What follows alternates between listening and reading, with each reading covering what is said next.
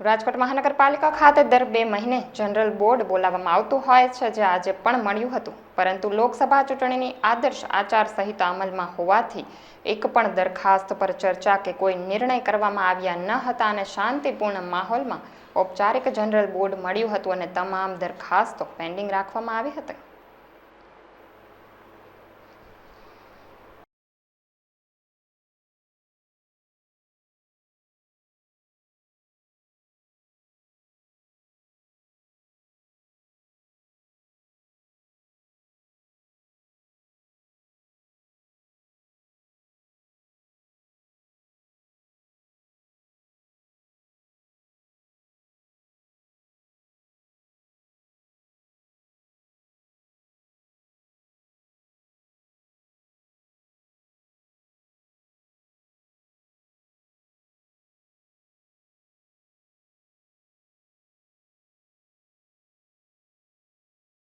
આમ જોઈએ તો જીપીએમસી એક્ટ કલમની મુજબ 2 મહિને આપણે બોર્ડ બોલાવવું ફરજિયાત હોય છે.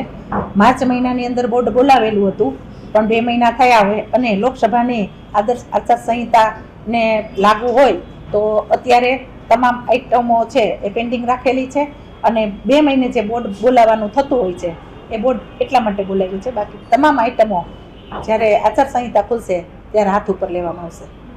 બાકીના કામ છે એ બોર્ડની અંદર જે કામ છે એ તો પેન્ડિંગ જ રાખેલા છે. જ્યારે આચારસંહિતા ખુલશે ત્યારે બધા કામ ચાલુ થશે.